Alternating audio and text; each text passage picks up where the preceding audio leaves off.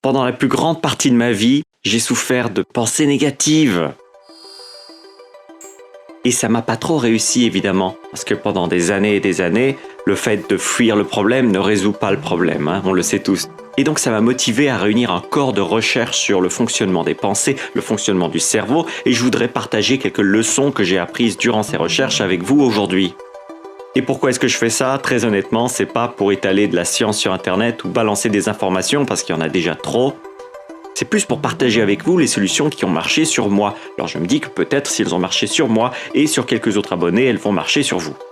Des stratégies pour arrêter de penser, des stratégies pour dissoudre les pensées négatives. Alors vous savez qu'au fil des siècles, notre cerveau a évolué pour s'adapter à son environnement. Notre cerveau, il est bien fait, notre cerveau, il s'adapte. Mais il a ses limites. Vous savez, le problème de pic de stress que rencontrent tant de gens aujourd'hui, ça vient du fait que le monde a bien changé depuis les savanes africaines d'il y a des milliers d'années. Notre cerveau, lui, il n'a pas tellement changé. Comprenez, il y a un décalage très important entre les mécanismes de notre biologie et nos modes de vie sédentaires. Sédentaires et hyper stimulés, j'ai envie de dire. Donc nos corps sont mis sous une pression de dingue. Enfin, imaginez, vous enfermez un pitbull dans une petite cage, vous le privez d'exercice, vous le nourrissez que de granola. Pendant des semaines, des mois, des années. Qu'est-ce que vous pensez qui va se passer sur la pauvre bête? Donc l'exemple est un peu exagéré bien sûr, mais vous voyez où je veux en venir. C'est normal qu'on soit si stressé dans le monde dans lequel on vit. C'est normal. C'est normal qu'on ait des pensées négatives. Les pensées négatives sont la cause normale d'un stress prolongé dans le corps. Les pensées noires, c'est comme le sifflement d'une théière sur le feu. Alors bien sûr, les pensées noires, si on ne descend pas un petit peu le feu, si on ne coupe pas le feu, si on ne décide pas de vider la théière, enfin je sais pas comment on s'y prend, hein, mais bref, ces pensées noires, elles nous rendent fous. Parce qu'elles nous empêchent de voir le monde tel qu'il est réellement. D'ailleurs, il y a eu suffisamment de recherches qui ont démontré que les pensées sombres, en plus de nous aveugler, c'est-à-dire qu'elles nous aveuglent aux solutions qui se présentent à nous, ces pensées sombres, elles impactent négativement notre capacité à fonctionner en société. Et parmi les victimes des pensées négatives, certains sont malheureusement plus touchés que d'autres. Je pense ici aux hypersensibles et aux gens qui souffrent du stress post-traumatique. D'ailleurs, si c'est votre cas, vous êtes quelqu'un qui a une intuition très développée. Vous êtes quelqu'un de plutôt solitaire, vous êtes quelqu'un qui est très critique envers lui-même. La bonne nouvelle, c'est qu'il y a une explication rationnelle à tout ça. Ce n'est pas vous qui êtes la cause de ce phénomène.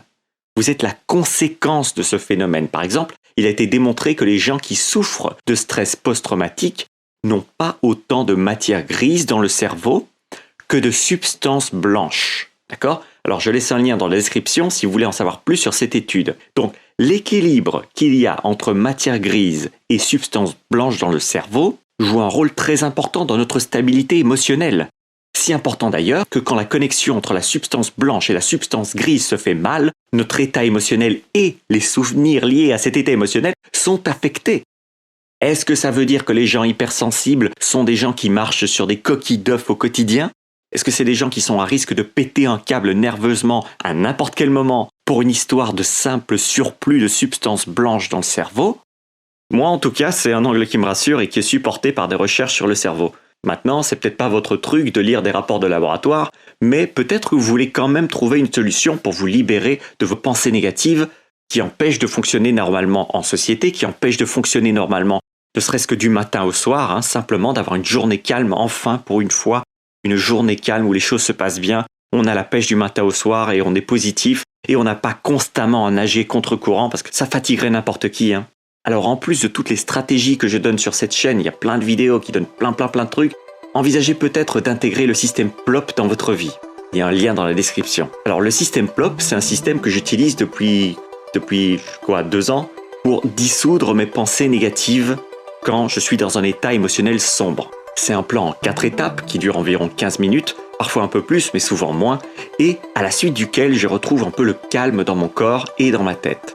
Alors il y a une grosse réduction spéciale confinement actuellement, allez jeter un œil si vous êtes prône aux pensées négatives, ça pourrait vous aider.